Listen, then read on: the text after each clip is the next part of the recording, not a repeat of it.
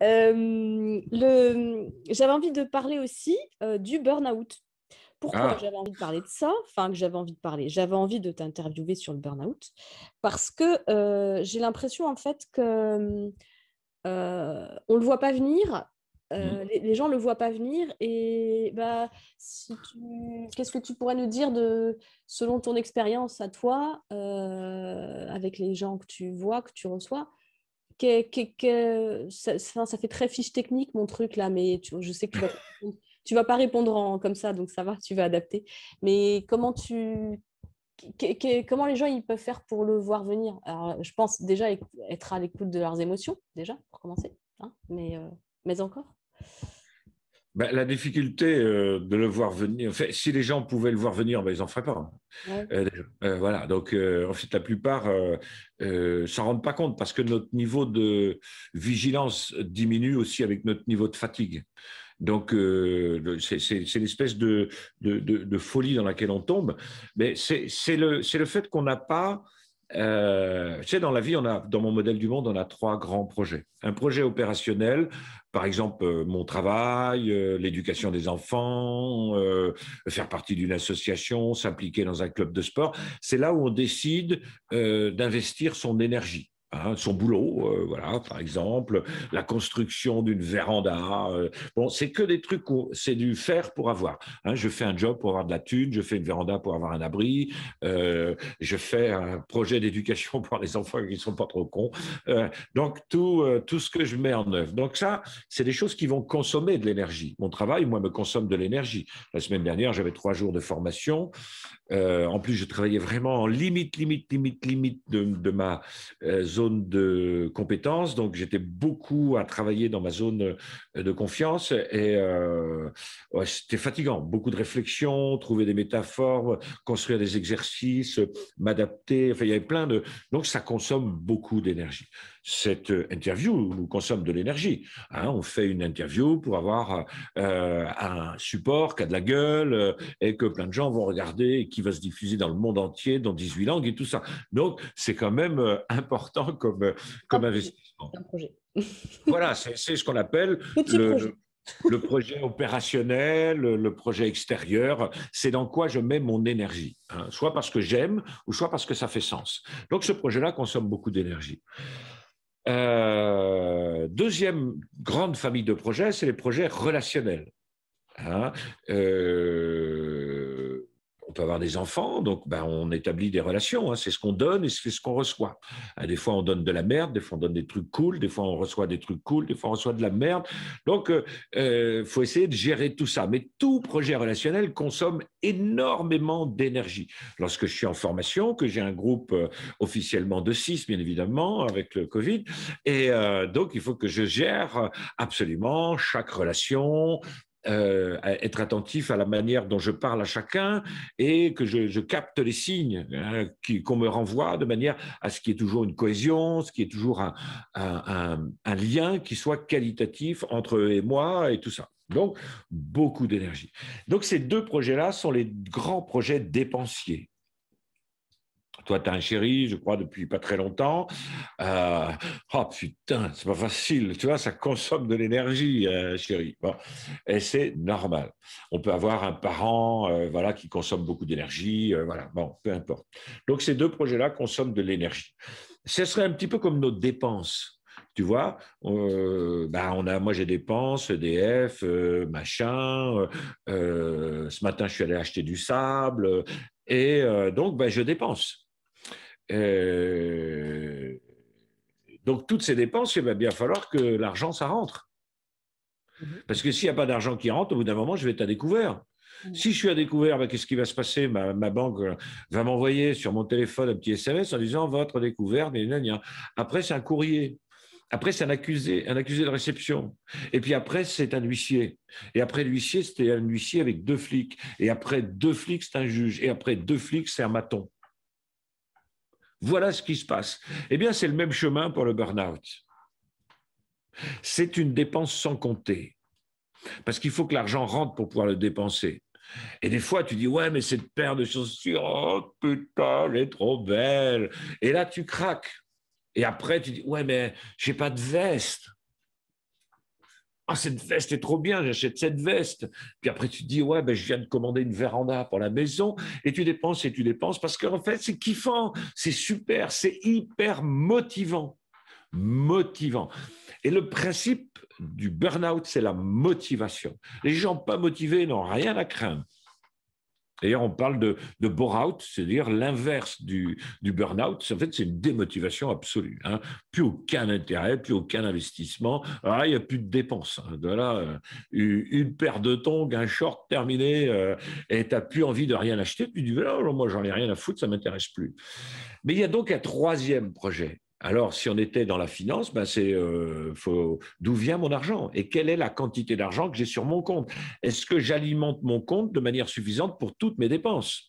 Eh bien, au niveau de l'être humain, c'est la même chose. Mais est-ce que j'ai un projet bien-être pour me ressourcer et développer et produire l'énergie qui va être dépensé dans mes différents projets, mon projet opérationnel et mon projet relationnel. Ce que tout le monde ne fait pas. Je vais te dire pourquoi. Parce que beaucoup d'entreprises m'appellent en me disant, Daniel, est-ce que tu voudrais bien intervenir sur un projet sur la motivation?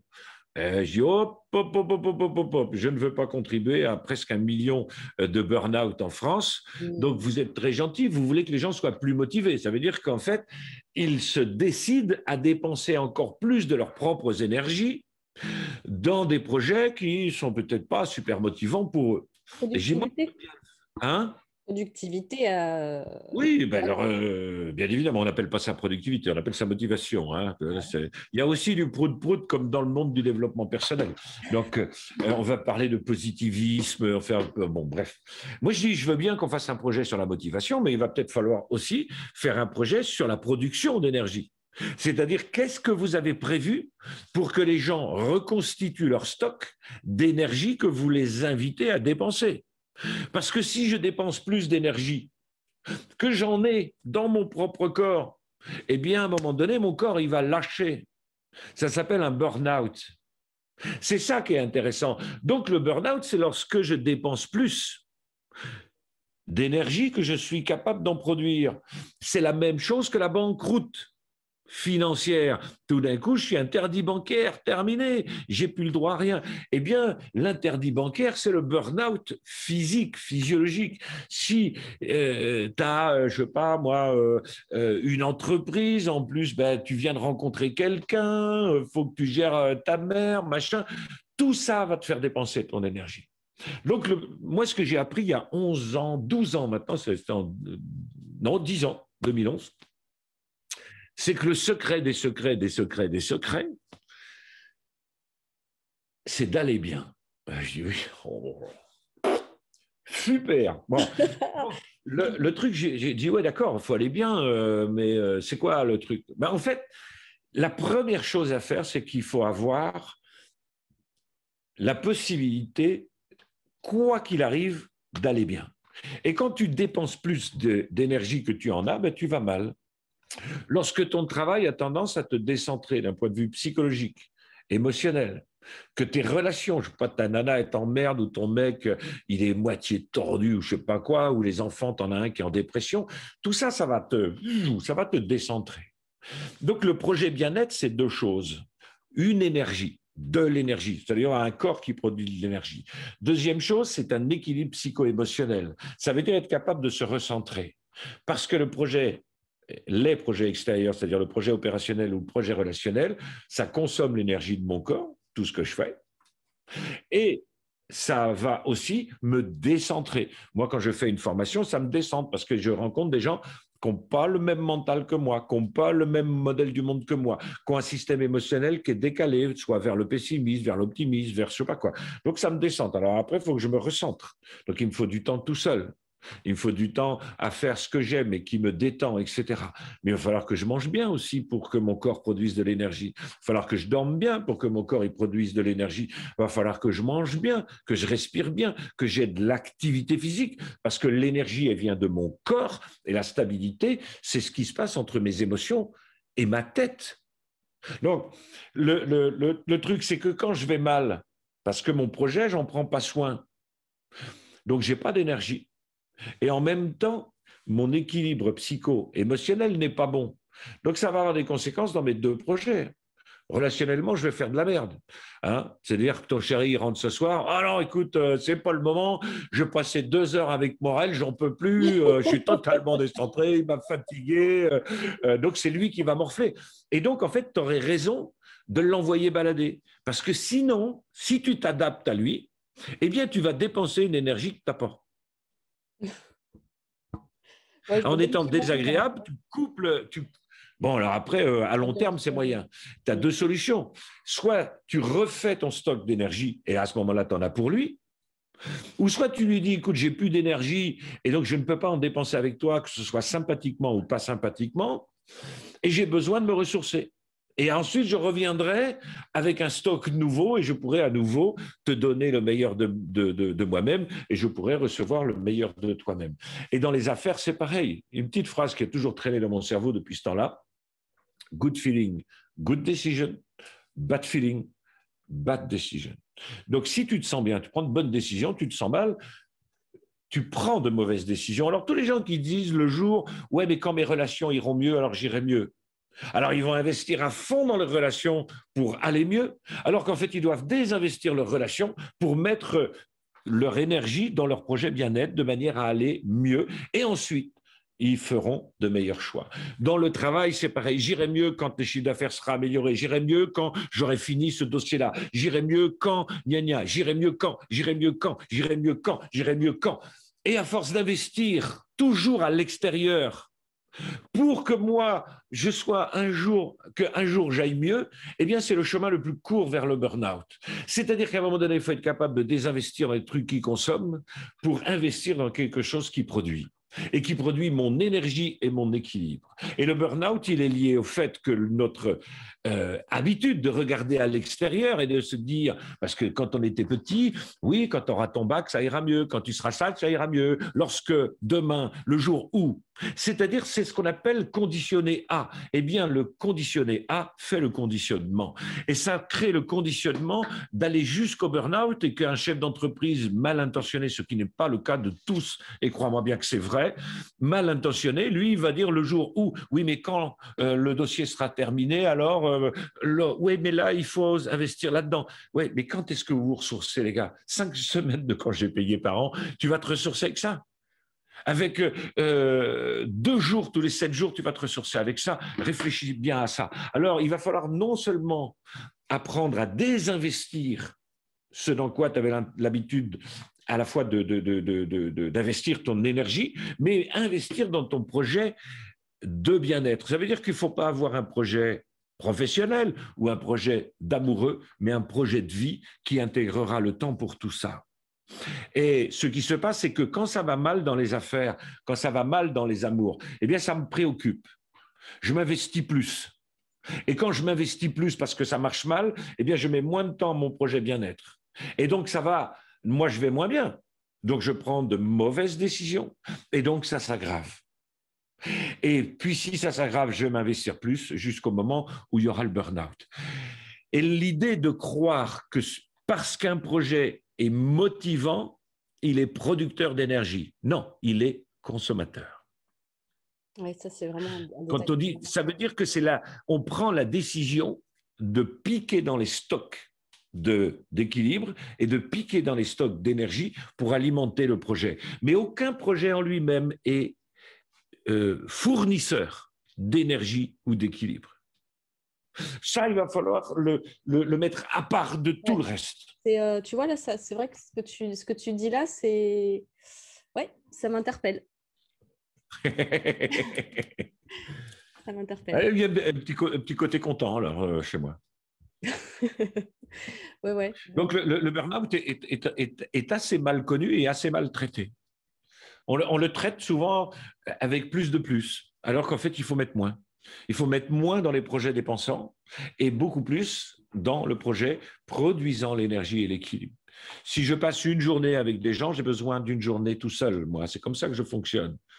Je ne peux pas travailler 5 jours par semaine. C'est impossible pour, en fait, aller à des confrontations parfois qui sont délicates, difficiles, où j'ai besoin d'être centré intellectuellement, émotionnellement, au niveau de mon cœur, d'être bien aligné et d'avoir de l'énergie. Tu sais, quand tu attaques une formation dans un grand groupe, tu as les responsables, les trucs, les machins, il y a des gens qui sont hostiles, il y a des gens qui sont disponibles, tu as des lèche-bottes, tu as tout ça. Il faut gérer tout ça. Ça te consomme une énergie de fou. Et tu sais, dans les centres de formation dans lesquels on dit, ouais, c'est un centre de formation pour être hypnothérapeute, mais si vous aimez vraiment votre métier, alors votre métier va vous ressourcer. Quelle connerie! Ça ne nous ressource pas, un entretien individuel. Ça nous fatigue. Ce qui est nourri, c'est le sens. Oui. C'est tout. Oui, mais tu t'épuises. Donc, dire qu'un entretien individuel nous ressource, c'est une escroquerie. Ça nous fatigue. Et dans le monde du développement personnel, le nombre de burn-out est énorme, le nombre de dépressions est énorme. Parce que sous prétexte qu'on travaillerait dans un monde de bien-être, alors en fait, ça va nous ressourcer. C'est une blague. Tu crois que les nanas qui font des massages dans les spas, elles se ressourcent en faisant un massage? Non. Elles le font peut-être parce que ça a du sens, parce qu'elles aiment ça, parce que ça a du sens, parce que ça rapporte de l'argent pour nourrir la famille, mais elles se fatiguent. Hein. C'est fatigant un massage d'1h30. Oui, mais je travaille dans le bien-être. Ça peut foutre que tu travailles dans le bien-être. Tu t'investis, tu dépenses de l'énergie et tu te déséquilibres parce que le monde de l'aventure professionnelle ou le monde de l'aventure quand tu as des enfants, ça décentre tout le temps. Il va falloir trouver des espaces pour te recentrer, pour te ressourcer, bien évidemment. Donc la source du burn-out, elle est énormément dans ce truc-là. Oui, et puis souvent pour se ressourcer, aller à sa rencontre, c'est un bon moyen de se ressourcer. Enfin, non, je vais dire je, une fois de plus, je dis on. Moi, dans mon expérience, je remarque que j'ai l'impression de me soulager avec des trucs. Je dis pas qu'il faut pas. Je dis pas qu'il faut pas. Enfin, on va prendre l'exemple de boire un petit coup. Voilà. Je dis pas qu'il faut pas prendre l'apéro avec les amis, que machin, c'est nul, que c'est pourri. Non, pas du tout, du tout.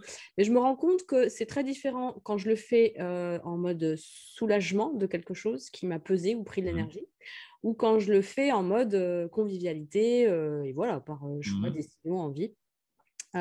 Des fois, les deux se confondent aussi.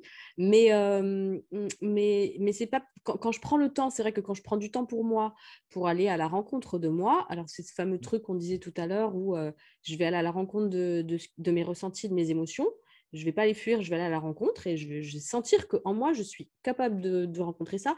Et non seulement je suis capable de le rencontrer, mais qu'en plus, ça ne va pas me bouffer. Bien au contraire, ça va me faire plus de bien parce qu'après, ça va poser quelque chose et je vais pouvoir repartir avec plus d'énergie.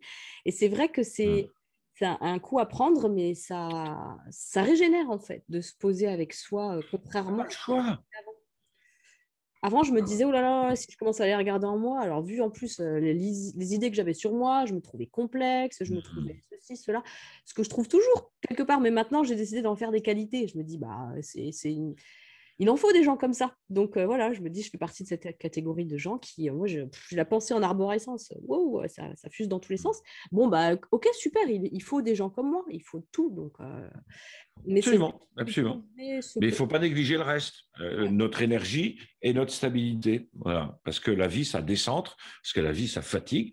Et donc, il faut bosser nos dossiers. Voilà. Sinon, on est un irresponsable. Donc, à traiter tous les gens d'irresponsables qui ont fait un burn-out, je dirais, j'en suis pas loin, mais on est responsable que de ce dont on est conscient. Et parfois, on est aussi responsable de ne pas avoir été chercher un minimum de conscience et d'avoir continué à fonctionner dans un système qui est toxique. Mais bon, voilà, on fait ce qu'on peut. Hein, voilà, donc ça va. Mais il n'y a pas beaucoup de choses qui sont dites, faites par rapport au burn-out. Voilà. À part des indemnisations. C'est pour ça que je veux qu'on en parle, parce que je trouve que c'est vraiment un sujet. C'est un gros sujet. D'actualité. Donc voilà, pour le burn-out, ce que j'en pense. Merci beaucoup. J'ai vu tomber pas mal de collègues. Hein, voilà, on parle de les combattants tombés au combat, mais des travailleurs tombés au travail, en fait, hein, parce que un matin, ça marche plus. Hein, la machine est en panne. Hein, voilà. Donc là, c'est l'interdit bancaire. Ce qui me vient, c'est qu'aussi... Plus le droit de dépenser. J'ai l'impression qu'on fait ça... je vais dire, on fait ça beaucoup pour finalement être aimé des autres, plaire aux autres, ne pas décevoir les autres, et on se met une pression de grand malade. Oui, c'est ça. L'ego va rentrer là-dedans. Ouais. Alors, L'ego va si on rentrer apprend à s'aimer, là-dedans, la moi, de ce que j'ai culture compris. familiale, Ouais. la culture de l'entreprise, bien évidemment. Hein. Si tu travailles, je dirais, dans une entreprise plutôt traditionnelle, ça va aller. Mais si tu travailles dans une entreprise, une start-up, une machin, et que tu commences ou chez Amazon ou des choses comme ça, bon, voilà. Tu vas falloir que tu fasses attention. Et si tu fais attention, tu seras viré. Donc, c'est là la difficulté. C'est-à-dire que le projet bien-être, en fait, il ne correspond pas au code du travail Ouais. à cause de la pression, c'est-à-dire tout ce qu'on te demande pendant le travail. C'est-à-dire que moi, je serais d'accord qu'on te dise, bah, par exemple, on va vous demander 20% de plus cette année, mais par contre, bah, vous prendrez un jour de plus de congé par semaine. Parce que la productivité vous nécessite plus de centrage, plus d'efforts. Donc, vous avez besoin de plus de recentrage, plus de repos. Mais je connais peu de gens qui fonctionnent avec ça en termes de propositions salariales. Non, on a fait disparaître les syndicats qui avaient une revendication qui était plutôt normale, c'est-à-dire d'améliorer les conditions de travail. Mais après, quand tu as des présidents qui travaillaient plus pour gagner plus, et je ne mettrai même pas l'accent sur celui qu'on a aujourd'hui. Pas d'énergie à dépenser Voilà. là-dedans. Non, ben non, parce que j'étais parti sur le mot président. Donc, je ne pense pas qu'il soit concerné. Hmm. Voilà.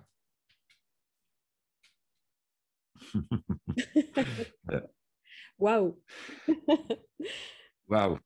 Hmm. Donc, voilà, ben, tu sais qu'on avait prévu de parler d'énéagramme et puis on ne l'a jamais fait. Hein. Bah non, comme quoi, on laisse Mais on la pourra personnalité faire. je dirais, je ne sais pas quelle heure il est, mais vu qu'il va falloir que je respire un peu, Oui. 15h23, on est bien. On pourrait